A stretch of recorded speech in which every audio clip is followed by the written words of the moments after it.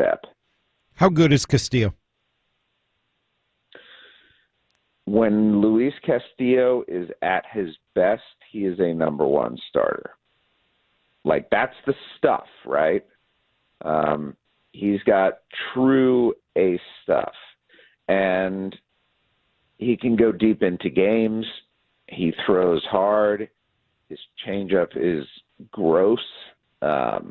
Good breaking ball, too. So, and I listen, I don't throw around the number one label lightly. Like, that's not something I call players because there are so few of them. But most of the time, you know, he's a solid 2. And that's, again, like, calling somebody a solid number 2 pitcher is a huge compliment because there just aren't that many. Well, I was going to say, right? how many number ones do you think exist in the league roughly? Is it 10 or 15? No, it's less. Less. Oh, okay. So when you're saying that he is, when he's at his best, is number one, you're saying that he is, when he's at his best, a top 5 to 10 pitcher in the big leagues. 10, yeah. Okay. Like if everybody is throwing his best game, Castillo's stuff, just like the pure stuff, the command, the whole package is like a back-end top 10 guy. It's pretty good. I mean, that's why you really give up. Good. Yeah, I mean, and so then what is a rotation, a top end of the rotation of Castillo, Ray, Gilbert, what does that look like in a playoff series? Pretty scary for the other team, right? I would certainly think so. I mean, like, that's what they're setting this up for, right? Right. Like that's exactly it. Isn't that the purpose of this whole thing? You look at this rotation for the next 2 years and you add Kirby in there and, you know, I don't know if it's Marco Gonzalez, I don't know if it's Chris Flexen, whoever or whatever. The arms that the Mariners have gotten are pretty nasty.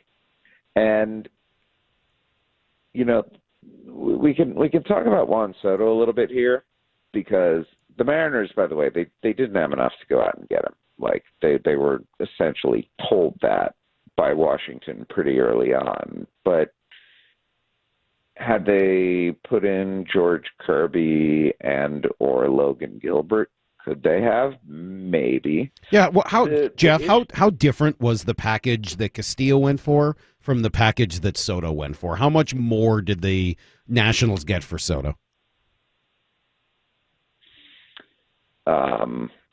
I mean, what the Nationals got for Soto and Josh Bell is the biggest prospect package that has ever been traded. It's not an exaggeration either.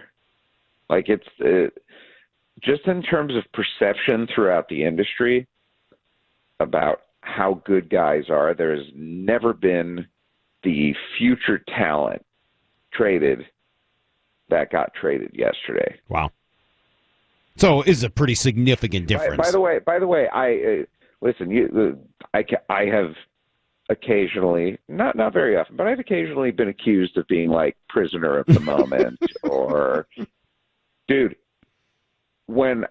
So trade goes down right before the noon Sports Center starts yesterday, and I'm sitting there with Tim Kirkjian.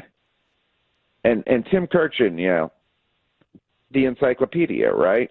The Godfather, the historian, somebody who knows more about baseball than just about anyone out there, like anyone, period.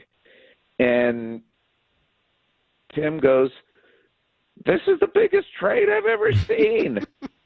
Now, when Kirkjian, first off, when his voice cracks, you know it's important. Or you just know it's Tuesday.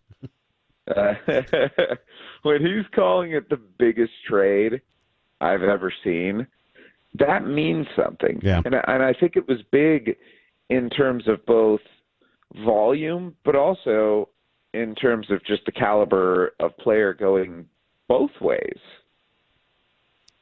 Yeah, it's good to hear because I think there is a reaction among some Mariner fans of, wow, if you were going to give up that much for Castillo, why didn't you just go even farther and get Soto?